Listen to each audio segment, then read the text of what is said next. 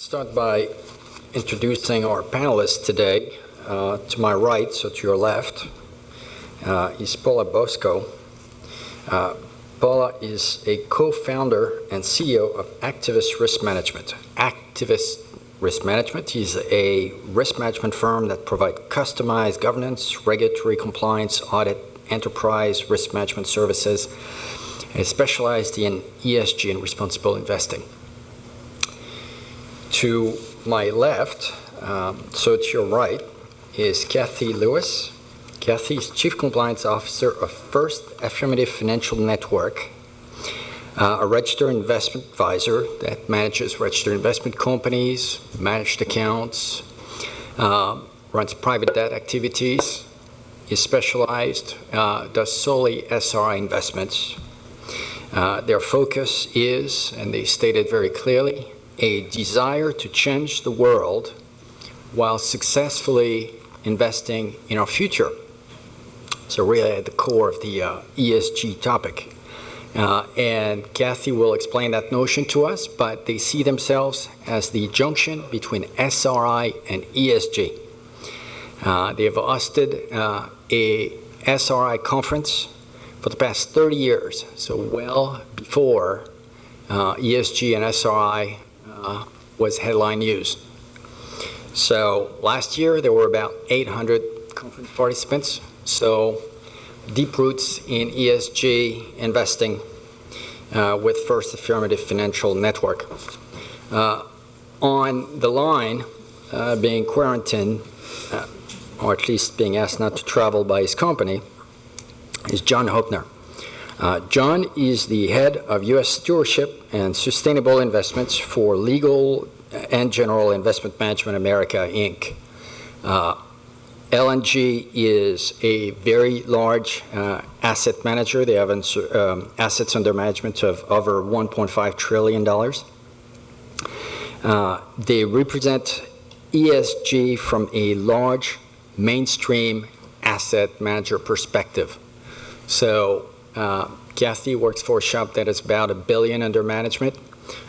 John's shop is very different, so we'll get that kind of a different perspective during our discussion. As head of Stewardship and Sustainable Investments, John leads the firm's corporate engagement and proxy strategy in the United States, and he helps with the development of ESG products.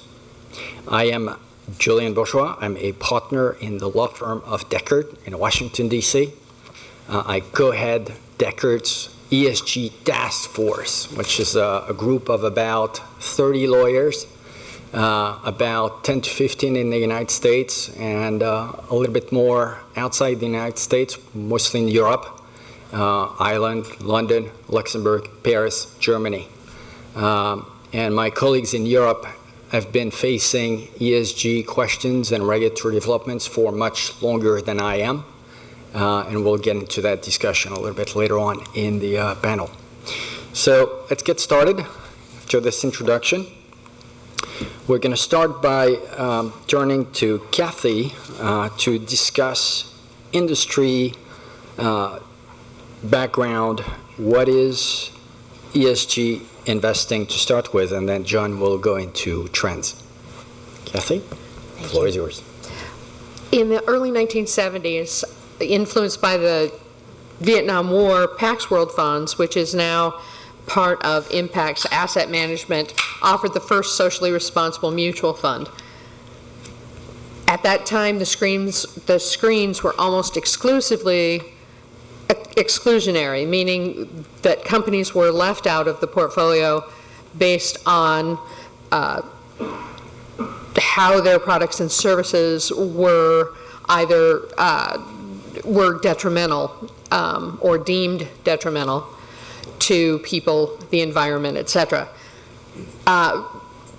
Pax World was screened, and most SRI mutual funds continue to be screened by the big three, and that's alcohol, tobacco, and gambling.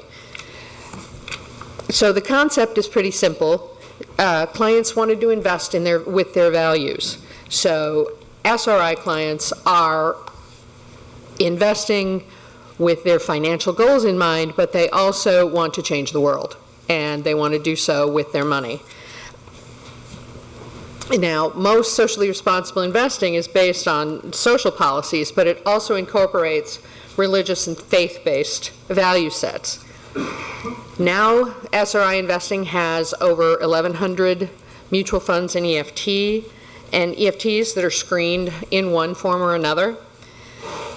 We are no longer limited to exclusionary screens. We also have positive screens where we include a company that is doing good things for the environment, or good things with regard to women on boards, or their opinions on the LGBTQ community. I think what Kathy brings here is quite important to keep in mind, is that the term ESG in its current iteration probably came out in the past 10 years or so, and I say by and large it tends to be focused on a climate message or an environment message. There's a human rights message, maybe more in Europe, but I think in the United States we often think about green earth with ESG. And what Kathy says is that it goes back to the beginning of investing. She says essentially religious groups throughout the world since the early days, since biblical times frankly, have put their money behind their belief. And the evolution of the thinking behind the investment is what brings us to ESG today. Absolutely. The Methodist Church years and years ago began investing based on their tenets. There's, of course, Sharia law, which is involved in banking.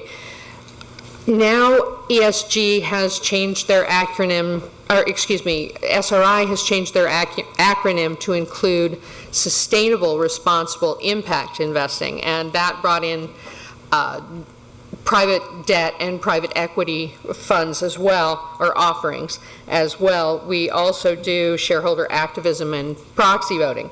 So now we come to ESG, environmental, social, governance investing.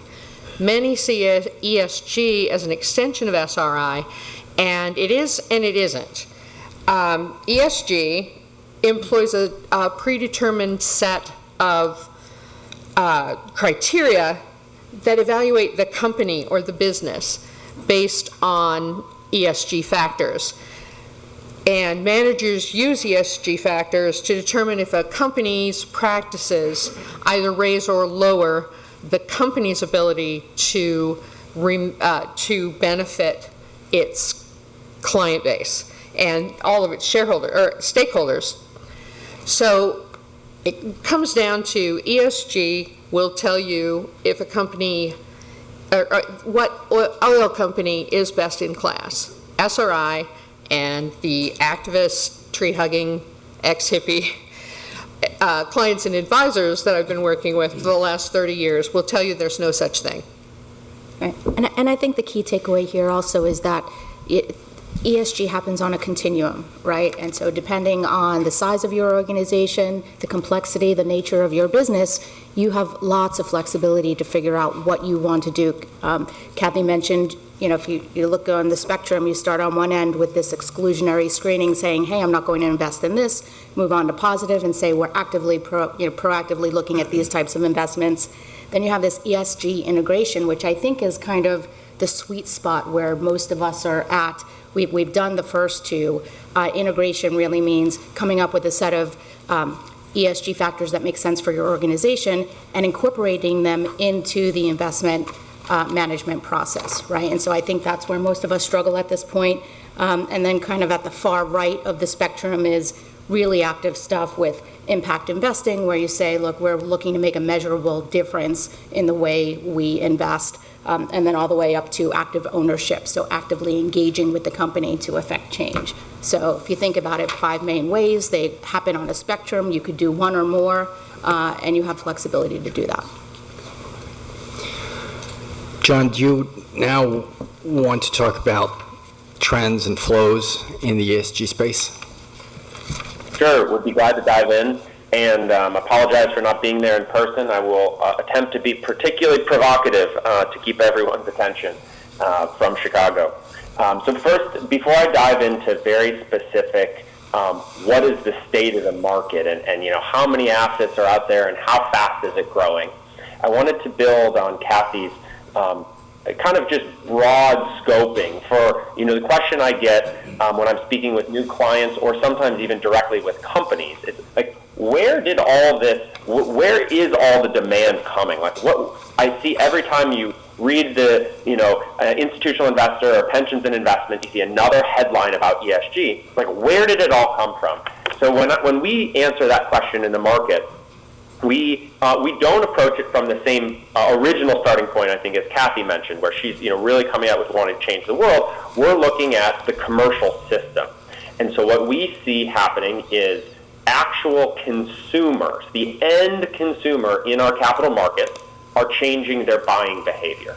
Actual end investors are starting to say that they're interested in environmental social governance investing, but I don't think that's actually moving the market. Then we look at companies, and companies themselves are starting to change the way they report about ESG. As there's more data in the market and the data becomes higher quality, that really starts to catalyze the market. And then we look at actually investors, so big institutional investors or asset managers like ourselves, and we all see huge commercial opportunities, so we're building new products, which we'll get to in a moment. And layering on top of all these different value chains, from the consumer to the company to the investor, is a new regulatory environment. We'll get to this later, but in Europe, there's changing laws about how to consider ESG. That's making this very exciting. And then the final piece is where Kathy kind of ended, which was there is a fundamental shift of viewing sustainable investing as an ethics concept to a financial material concept. That shift in perception, it's changed in the market, is why the numbers that we'll talk about of how many assets are, that's the big shift in terms of mainstream dollars moving into this space, is that the moment it becomes financial material information, everyone is going to say they're doing it to some degree. So let's look at the numbers itself.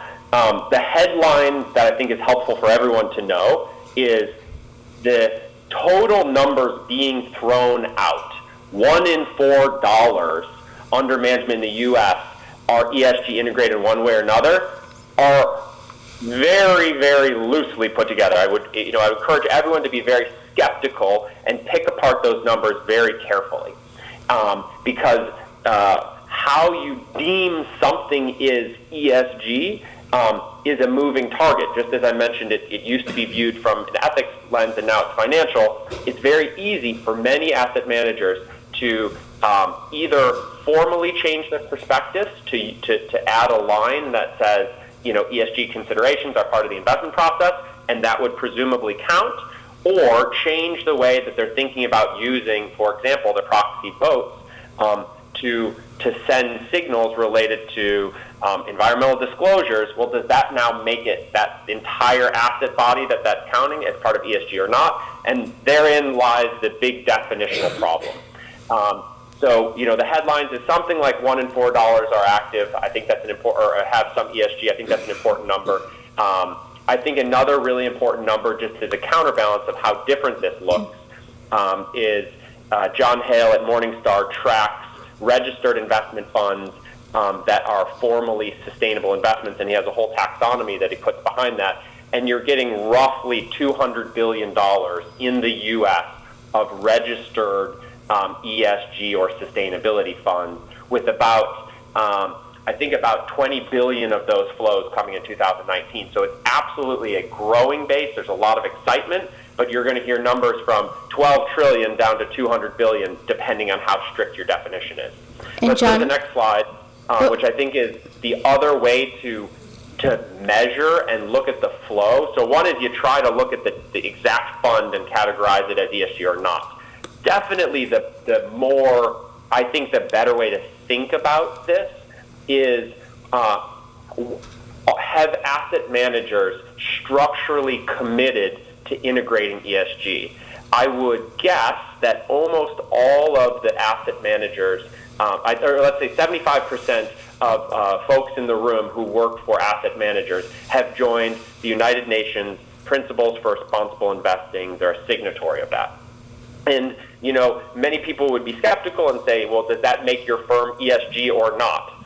And the answer is it's unclear. There's no agreement if that makes you ESG or not. But what it has done is at the most senior level at your firm, the CEO of that asset manager or of that asset owner has committed to some very specific actions. One is engaging with portfolio companies. One is integrating ESG analysis into the investment process. And there's a few other, but to me, that's a signal of how kind of the whole market is starting to adopt this. So I'll pause there and pass it back. Thank you, John. That's very helpful. And so there's two points that I'd like to make. One, and John, unfortunately, you did not have the benefit of sitting in on some of the earlier panels, but what you just said dovetails nicely with what we're hearing from the SEC and the other regulators in terms of the amount of dollars that are categorized as ESG, right? It's really important to dig down and really understand what that means, what is the methodology, make sure you have a process in place and policies and procedures to communicate what that methodology is and how you monitor for that on an ongoing basis. Thank you, Paula. That's the perfect segue to the next section. Kathy, Paula, and John, please jump in as I go through this. It's sort of the legal side of this. So we've got the United States. We're sitting in Washington, D.C., so we'll start there. The big picture in the United States is that there is no law or regulation per se that focuses on ESG. We have to look at old standard and old fiduciary framework to think about ESG currently in the United States. Contrast this to Europe, where as a society, the social democracies in Europe have chosen to move down toward a path of ESG. Once again, I think mostly focused on climate change, protection of the environment, but I think through that they also cover human rights issues, social issues, the S, and then governance issues, board, the role of women in society and the like. So this is, I think, a big difference right now. And so in Europe, you have a number of texts, we'll touch upon those briefly, that are coming in, that are starting to be effective, or that will soon be effective, and that we've got many more texts that are still being debated and worked on, but that will come live. So let's start. In the United States, on the Investment Advisors Act side, so the general fiduciary considerations that I think you are all familiar with, I'll make allusion to the panel that just finished on fiduciary standard in the general session. We're basically leaving in a disclosure and consent regime. So there are no definition of what ESG is. I think, as you can tell, both from Kathy's presentation, from John's reference to the difficulty to qualify what is ESG and what's not, and Paula's notes, there's no legal definition or standard industry definition of what ESG, SRI, or whatever acronym you find or term you find really is. So it's left to the investor, the issuer, the manager, to have a notion about what that means.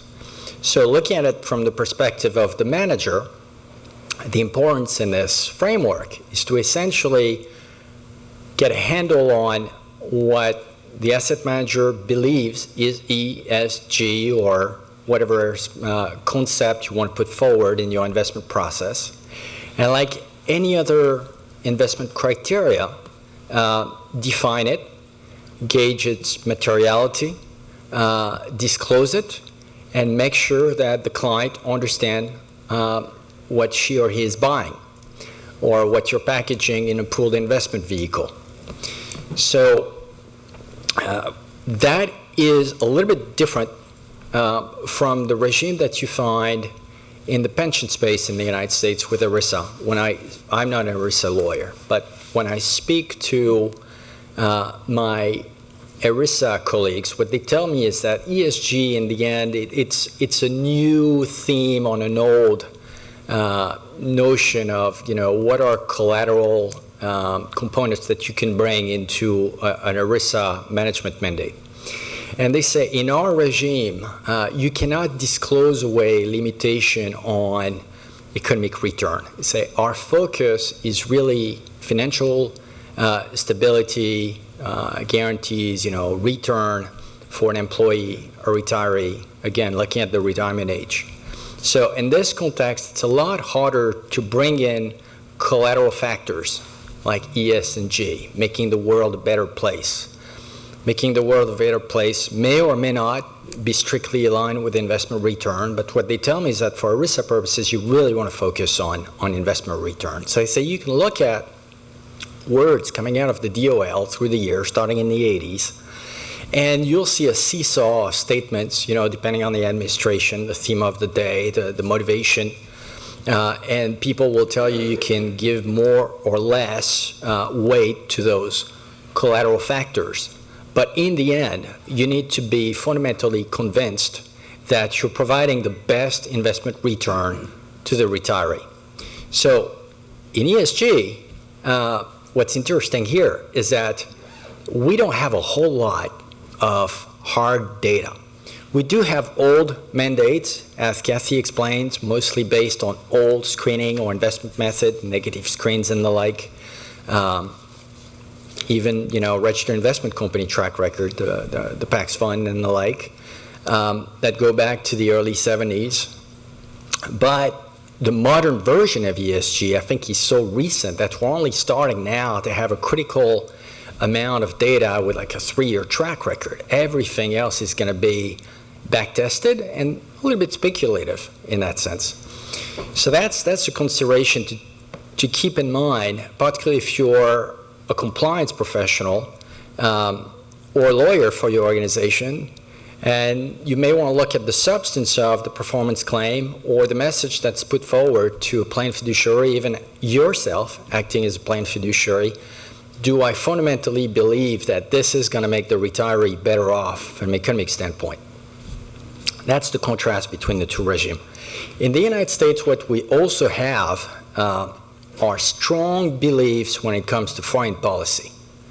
So whichever side of the aisle you sit on, we don't want to go to war anymore. So what do we do when we pick up a fight with a foreign nation? We put in place sanctions. Something we often forget is that this foreign policy component is fundamentally American. Nobody shares our foreign policy views. It's normal. Every sovereign country has its own views. But we're pretty unique in the way we project American views, power, might, et cetera, et cetera. And our sanctions are pretty far-reaching. So you got to be careful sometimes when you deal with ESG mandates, particularly on the social and human rights side, that you're not going to run afoul of certain U.S. foreign policy tax concerns that come out of federal government or the states. I'll give you one example to make the point. A lot of European countries have a notion of human rights that is very different when it comes to the Middle East as ours. While we tend to see Israel as the great democratic power in the Middle East and a country that needs to be helped, they tend to see a country that is a great democracy, but also oppresses a lot of human beings that haven't asked to be oppressed.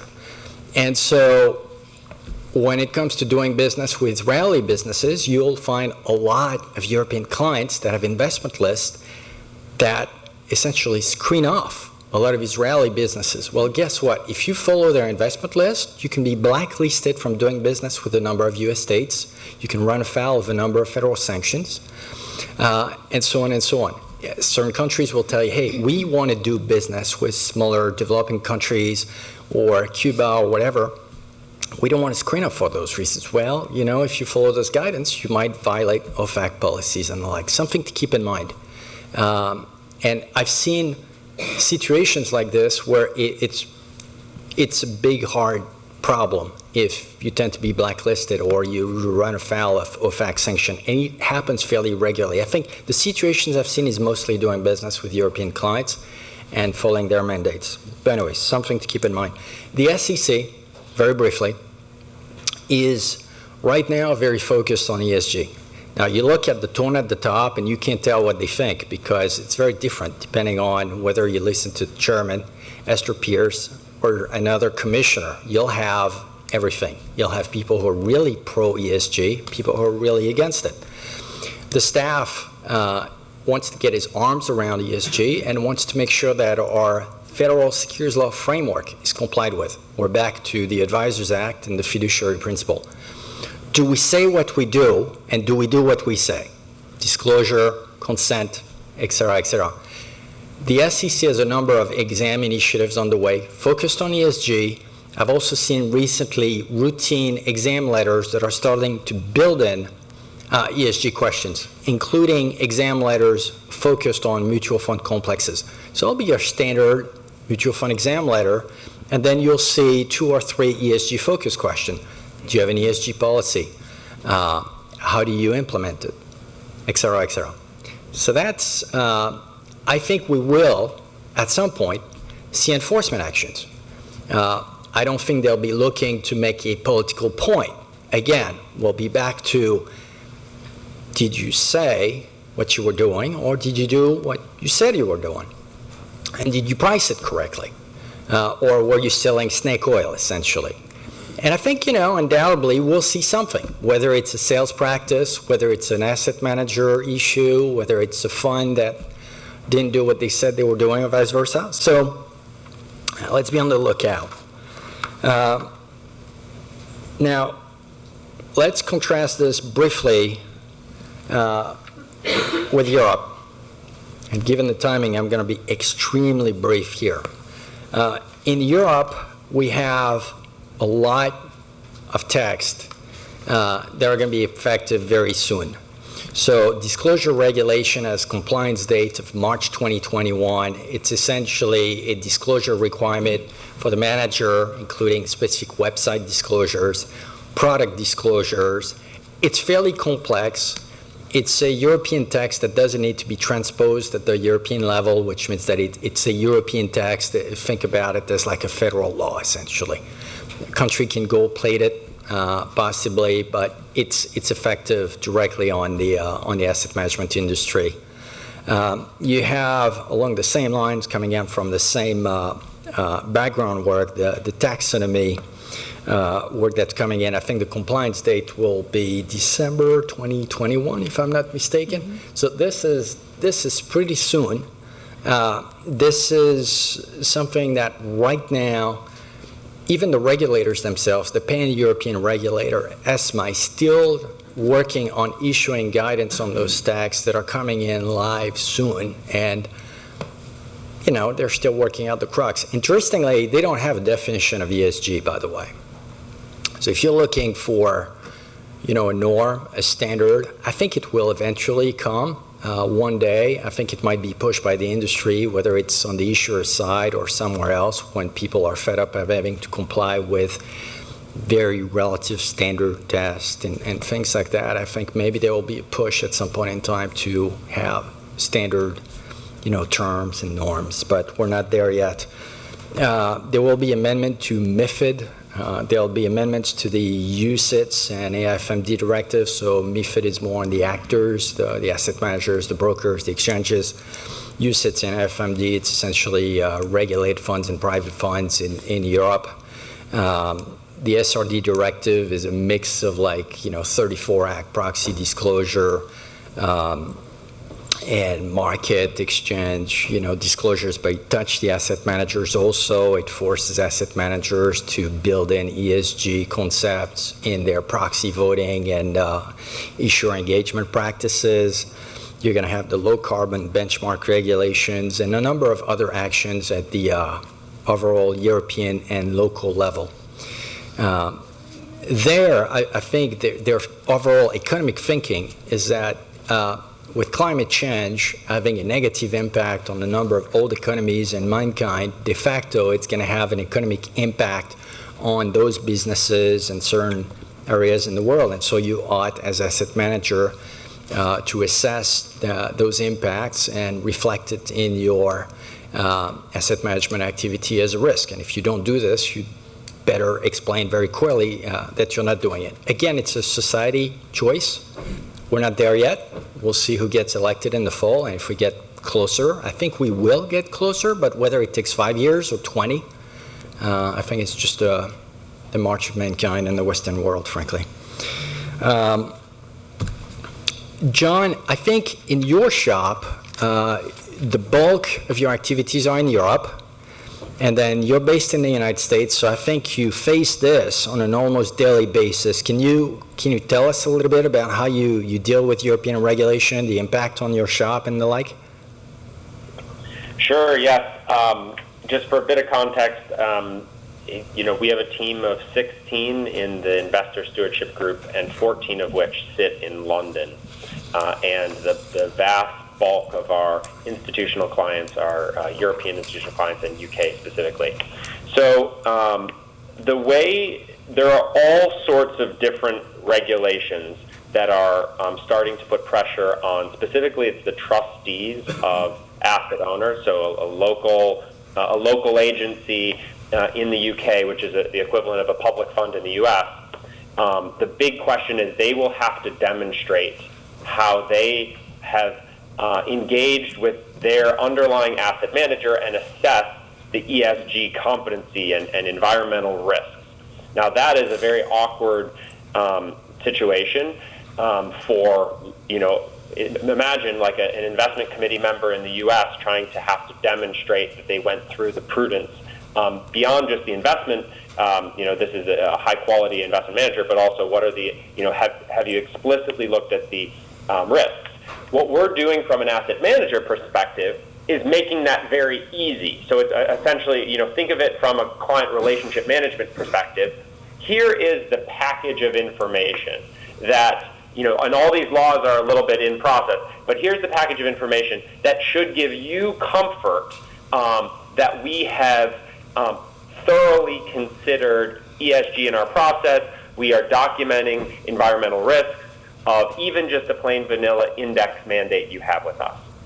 And so basically creating, think of it as almost like a Q&A walking through advisors. This is totally different than the U.S., right? So in the U.S., the main concept is considering ESG might be a trade-off with financial performance. It is nothing like in the UK, in particular the UK market, where there's a need for this. But I would say, as you mentioned, it's very early days. So we're developing a lot of collateral. We're trying that out with different existing clients, and it's broadly been accepted. But I think we're at the table with the FCA, helping to guide what is the minimum requirements look like.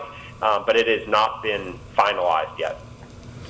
And you may say, hey, Julien, why do we care about Europe, by the way, if we're not part of a European group? Well, you care about Europe for several reasons. One, the odds are that you manage European money, or you have relationships with European players. You're a sub-advisor to a European fund. You want European pension assets or bank assets or insurance assets. Or you trade with counterparties in Europe. So because all these are nexuses to Europe, you're going to be dragged into some or all of this at some point in time. And if you're part of a group with European affiliates or a European parent, of course, it's going to be even more impacting to you. So now that we talked about the story, now that we talked about trends, now that we talked about the law, let's talk about client requests and investors and groups, voluntary groups, the UNPRI and the like. Great, thank you, Julien. So we're going to get a little practical here, so if you want to take notes, I'm drawing charts and graphs as Julien is being. Yo, you are. You're very practical. So just by a show of hands, I want to make sure that I give the best amount of information for the people who are in the room. By a show of hands, how many people have ESG policies already? Okay. How many people don't have ESG policies but are working toward that goal? Got it. And how many private fund advisors do we have in the room? Great. Okay, perfect. All right, so I think that when you think about, for those of you who have ESG programs, you had a starting place. For those of you who don't have policies, where do you start, right? And so I think that the main thing to remember is that there are 3 categories, because we hear all of these different acronyms, SASB, UNPRI, UN SDGs. What do all of these things mean, and how can they help you with your own policy and your program? So when you think about those 3 categories, the first one are voluntary disclosure frameworks. So an example is the UNPRI, the Principles for Responsible Investment. You are required to become a member of UNPRI, you sign on as a signatory, and there are certain obligations that you agree to comply with in order to be a signatory. You pay a small fee, you have an annual reporting obligation that is posted publicly, so anybody, if you decide to join the PRI, become a signatory, you will have annual disclosure requirements that are accessible by anyone, so that's something to keep in mind. Do you want to go that far? And voluntarily disclose what you're doing in your firm? It's an important consideration. The second category are guidance frameworks. So these are frameworks that you don't necessarily ascribe to or sign on as a signatory, but they give you guidance in terms of your business activities, in terms of what would be the right framework for you. So here we have SASB, the Sustainable Accountability Board, and SASB is well known for what they call the Materiality Index. And so they break down all companies by industries and sectors, and they have different lists of issues that they've deemed and have researched to be material to that specific sector. So if you are a private fund that heavily invests in technology or oil and gas, you can go to SASB, see what those materiality factors are, take a look at what your own business activities and match, and maybe that's the right framework for you. There are other guidance frameworks that are more specific to issues like climate change or water and other social issues, so that depends really on what your business is. And then the third category are third-party aggregators, right? So we've seen all of these folks, Bloomberg, ISS, MSCI, Sustainalytics. They have all these programs where you can, upload, if you're a hedge fund, upload all of your positions, and they spit out these ESG ratings for each of your holdings, and they tend to rate individual companies from an ESG perspective. So again, if this is happening on a continuum and you're just dipping your toe in the water, maybe you start with some of those third-party aggregators and say, look, this is our policy, we're going to run our hedge fund positions through one of these programs, or we're going to get, before we make an investment, if it's a public company, we'll get an ESG rating and evaluate that as part of the onboarding process. And then Paula. Yeah. My company chose Corporate Knights to do our sustainability rating. And they're deeply analytical, and they encapsulate both qualitative and quantitative factors in their analysis. And so we thought they were the best fit for us. Yeah, there's a number of firms out there. The only thing I would caution is, and the regulators have picked up on this, is that all of those aggregators, for the most part, use information, and they come up with those ratings based on publicly available information, and none of that information is audited, right? So as long as you know that, that's fine, but none of the information on those ratings is actually audited by anyone, and that's a contention in the industry. So. And let me add one more, just jump in from kind of a legal and general perspective, and also kind of a mainstream asset manager perspective. The trend that I see is that each big asset manager is creating their own ratings. So we, legal in general, have our own view of what an ESG score is, the same way that State Street does, or Northern Trust or UBS. So there's a ton of noise in the market. So I just want to make sure that it's not always third-party aggregators. It could be self-designed. Yes, absolutely. And we mentioned some stewardship codes here if you're doing business outside of the United States. For instance, the UK has a stewardship code, and most of the countries do.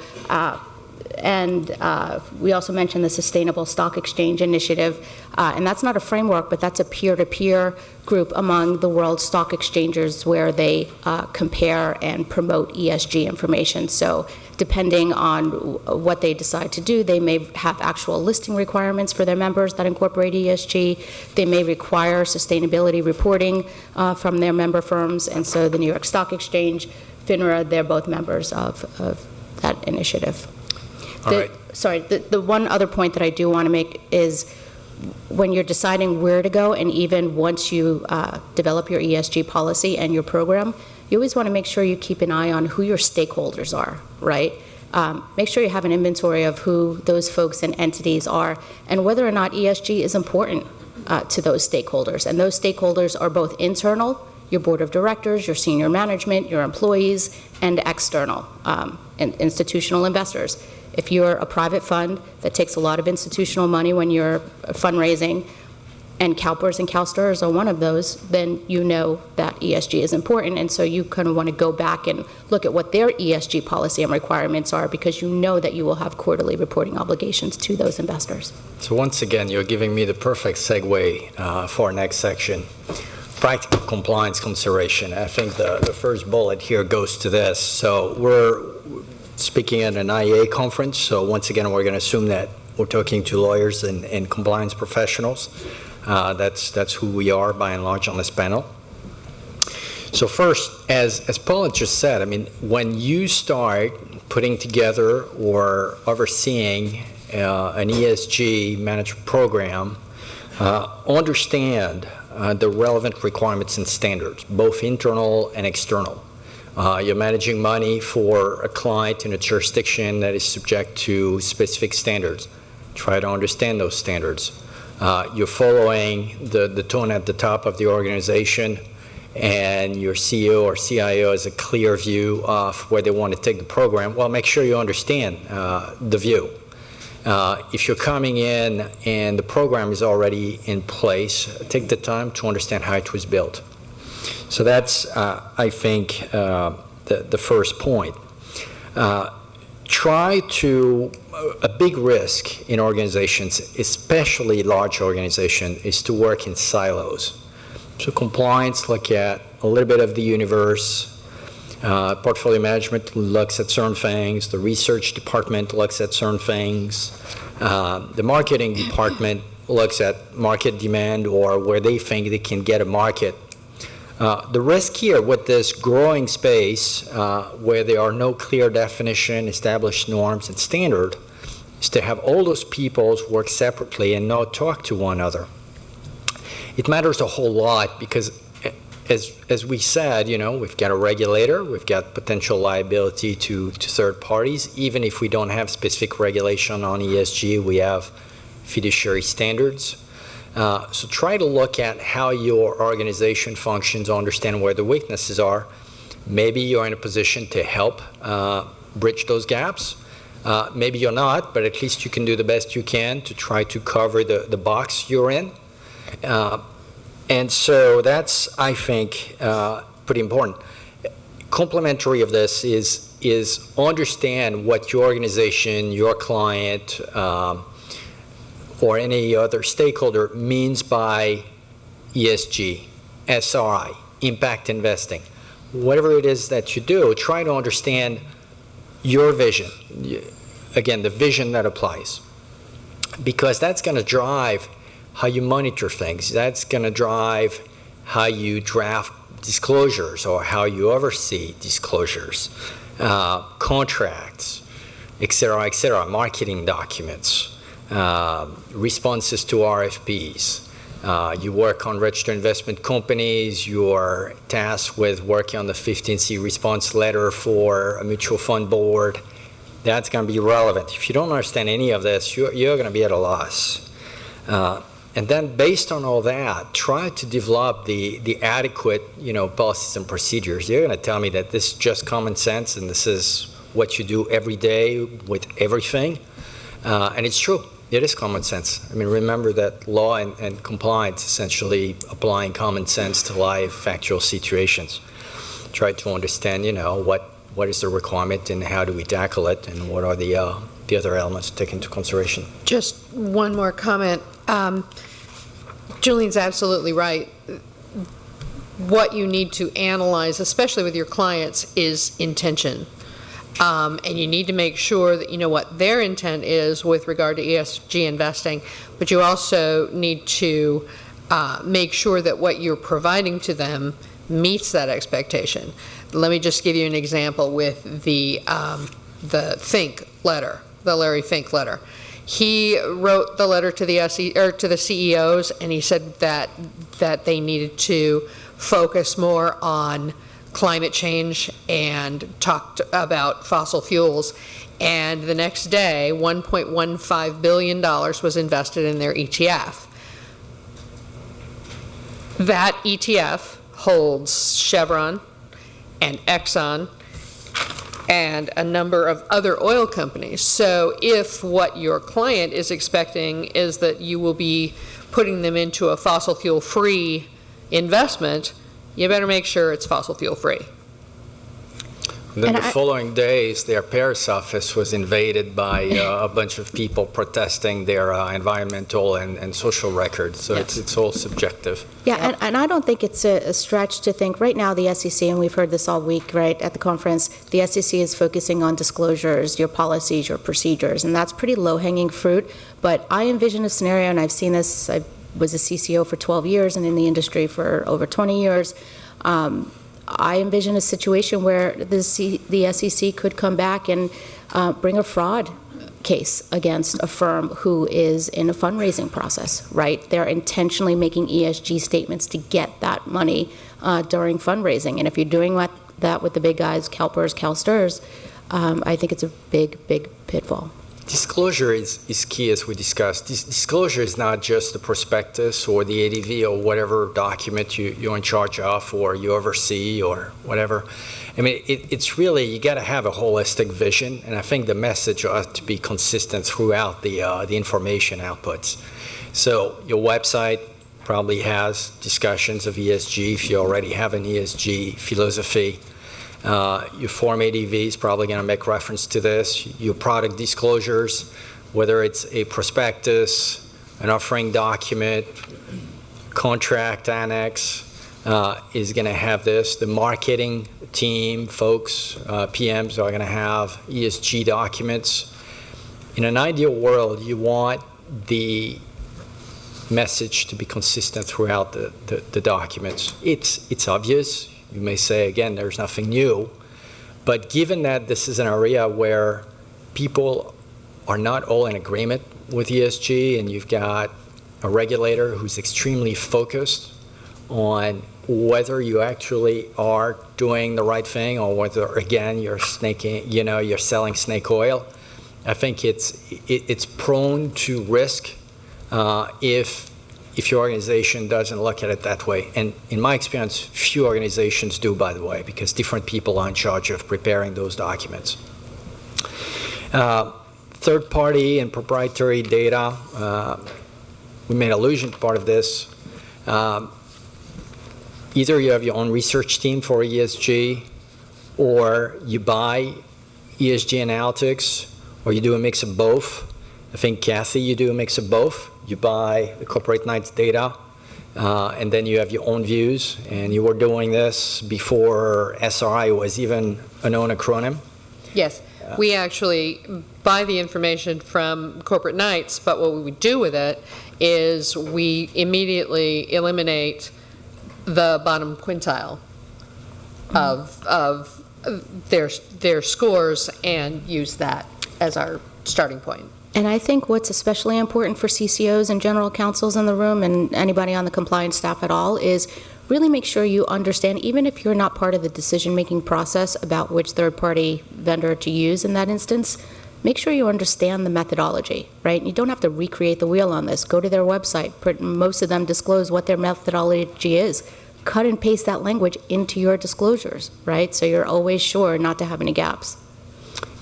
If you're looking for guidance, because we don't have guidance from the regulator in this space, but you're looking for something, I mean, some people are going to hate that I say this, but look at the proxy voting guidance from last summer and the type of diligence that the SEC staff talks about when it comes to proxy voting vendors.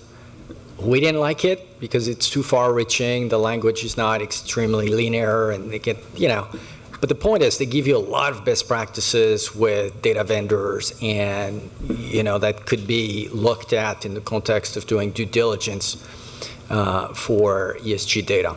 Julien, I thought you were going to say hire Activus to do your ESG audit. Proxy voting and fair valuation. John, can I go to you? I think part of your job description involves issuer engagement. Do you want to say a few words about this? Sure, I'll make it brief because I'm sure there's questions in the room. How do I kind of say an overarching comment? So there has been particularly, so let me start with on the proxy voting front.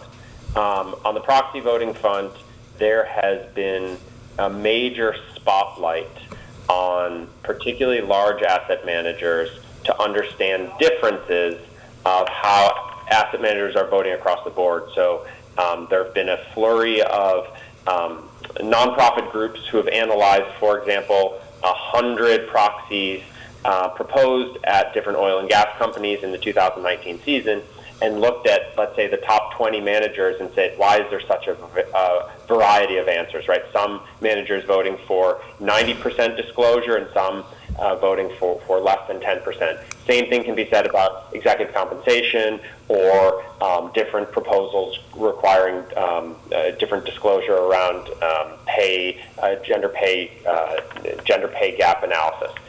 So that's a really, really dynamic area in the market that I think just everyone should be aware of, that transparency of voting strategies. It's always been disclosed in NPX reports, but the analytics are starting to be built up so that people can see differences. So asset managers have to be prepared to be public with why they're thinking about proxies the way they are. On the engagement front, particularly on the index front, where you're going to hold a little bit of every public companies that have, massive controversies or might be the, target number one for climate risk or carbon emissions. The question is, what are you doing as an asset manager? We've taken a very strong stance from a legal and general perspective of having structured engagements around climate risk. And it's one of our differentiating propositions in the market of, hey, we take this really seriously. We have a transparent methodology. It actually has structured, there are structured implications. There's a carrot and a stick if you do well or poorly. If you do poorly, we're going to vote against your chairman. I suspect if you look at the language of Larry Fink's letter and you looked at State Street's letter recently, and actually same thing for Goldman Sachs, same thing for Bank of New York, each big mainstream player is starting to link some of their corporate engagement work with how they vote, and that is going to be the trend of 2020 and beyond. Yeah. But I'd just say from the engagement place, it's not a very transparent market of who's doing what, so all the disclosure that's happening there is asset manager specific. We all are designing different disclosures and saying here's the catalog of types of activities we had, either direct engagements or part of collaborations. But there's no standard in the market, so there's lots of people trying to analyze, hey, you said you're going to meet with a lot of companies and try to create change. Did you actually do it? And it's a black box for most asset owners now. Last point on proxy voting, and it's maybe the most obvious one, but we didn't start there, so I'll say it now before I move to the last slide. Asset management, there's the investment component, but it's hard to ignore the voting component, the engagement component. So if you have an ESG strategy and you have an old proxy voting policy that arguably was focused solely on best economic return, you may want to ask yourself, hey, don't we need an appendix for the ESG mandates? Are we now all ESG, only part ESG? So maybe you won't change, but consider whether you need to, because it sort of goes hand in hand together. So last slide, product-specific considerations. I'll start. U.S. registered fund, I think we're back to disclosure. Here, the regulator, my experience has been that through the regular disclosure review process, each time you file a registration statement subject to review by the SEC staff, if you make any reference to anything that's anywhere close to ESG, you will drag a comment. Interestingly, if you have a name that suggests this type of focus, the staff currently takes the view that the names rule 35D1 is triggered they'll try to get you to have an 80% strategy or clearly explain why you shouldn't have one. You may have seen the release this week. The SEC and its staff are wondering about that rule and its future, and they do mention ESG in there. So I think they're starting to recognize that maybe, when the industry tells them over and over again that ESG is an investment philosophy and not an asset class, maybe there's something to it. But I think, think about your board, think about disclosure to your investors, think about the substance of your program, think about the pricing of your product. Unregistered private investment vehicle. Well, actually, Kathy, why don't we stop by you and talk about green bonds and SRI with bonds and specific issues in that space. I am not, we don't do a lot of green bonds. We do more corporate community credit. development Okay, notes. sorry. That's all right. Yeah. They are important to the industry because for full diversification, you of course have to have some component of fixed income.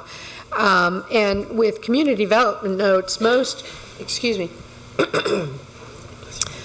of the notes that we deal with are from the Calvert complex. And that's really all I've got for that, sorry. Private equity funds or private investment vehicles, Paula or Kathy?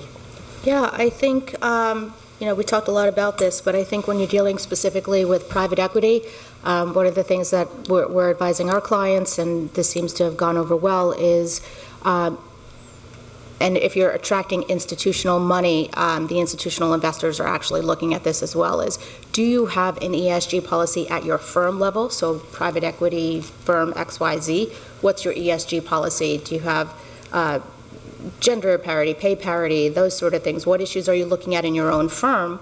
And then also, what is your ESG policies at the portfolio company level? And this is really where the pitfall is, right? Most private equity firms, they'll do work at their firm level, but then forget about the portfolio company. And some firms tend to get overwhelmed with this because they may have anywhere from 5 to 40, plus portfolio companies. And how do you create an ESG policy around and program around that? And it's actually quite simple. Most of us are already doing ESG at that level anyway, and so the key really is just look across your portfolio and see what the emerging themes are. If you're in one or two industries or sectors, well, that becomes really easy for you. You'll go to SASB Materiality, you'll take a number of those issues and what's most convenient and most practical for you, right? You don't want to have this elaborate ESG policy across your portfolio companies because you need to rely on those portfolio companies to report that information, right? And then it's up to you to disclose that information to your stakeholders. And so, again, if there's consistency across sectors or industries, that's helpful. But also, I encourage you to interview your stakeholders and see what are the top 3 to 5 issues that are most important across all of those stakeholders and push that down to your portfolio company. And then as long as you make sure that you're documenting and you have policies and procedures, you're monitoring, and that you're actively disclosing what those policies are, you're in pretty good shape. In the private fund space, what I often see are negative screen or restriction requests from large institutional investors, like I want your fund, I want your strategy. But I don't want tobacco investments or things along those lines, which can be very hard to accommodate at times. In the private equity space, I see a lot of time being spent on due diligence and actually giving substance to the ESG proposition and private equity investments, working with the issuer. Many of the companies, the portfolio companies, don't necessarily know much about the area. They can be small businesses and the like. So a lot of education work for the manager and for the target company. And that's not to say you don't make an investment because it's not an ESG quote company on the private equity space, right? But then you incorporate it and build it into your 90-day plan, just as you would fix financials or anything else on the other end of that transaction. You would include the ESG to make some change there. The other point I will make quickly is the trend that we're seeing is asset owners, the large state and local pension funds, and even the medium and small size funds are starting to focus on this issue. I mentioned earlier that the third-party aggregators don't tend to audit their data. The state and local pension funds are now looking at their top managers and conducting ESG audits of those managers.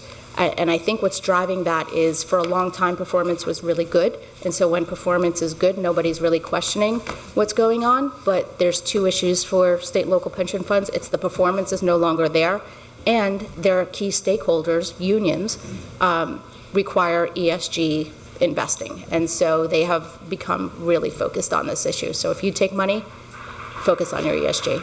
All right, I have a timer in front of me that tells me that we're 22 seconds over. We were targeting 15 minutes of questions. I don't think we're going to have time. If somebody has a question right now, wants to raise his or her hand, please do so. Otherwise, we can chat on the side. There's one in the back, so we'll take at least one. Go ahead, sir. I'm not an ESG expert. I'm going to ask you to speak more loudly. I'm not totally familiar with ESG, but for firms who employ ESG strategies, do they, Yeah, you're good. is that working? Okay. Yeah. So for firms who employ ESG strategies, are they using that same mindset when they engage with service providers and vendors? So is the question, do firms require their vendors to have similar ESG policies consistent with their investment objectives? Or do they pay attention to ESG-type standards in retaining service providers? I've seen everything. I'm just thinking, because shareholder, you think about investors' money being used to pay for expenses, and those expenses are going to a firm, say a print vendor, who may have issues with print, ink, Right. pulp. Yeah, no, I see it everywhere. You know what I I mean? mean, frankly, they don't Trickles think of it as ESG in my experience. I mean, I'm just looking at my law firm, and we're not ESG focused, but, whether it's inclusion, whether it's protection of the environment, whether it's better social practices, it's up and down our organization. It's at the core of our engagement with vendors, IT, providers and the like. So it permeates, that's an area where it permeates corporate America, I'm just thinking if the SEC is really focusing on this, will they take it down that path as well? But, your fund is designed the whole ESG product, and you have vendors you're engaging with who are not on the same page. Does that create? Well, if it's your ESG data vendor that's not engaged in ESG practices, that's a problem. We're back to the due diligence part. Right. If it's your custodian bank that has, disgraceful treatment of employee issues, I don't think they'll care. Yes, Unless unless you you start say saying we you do. do. Exactly.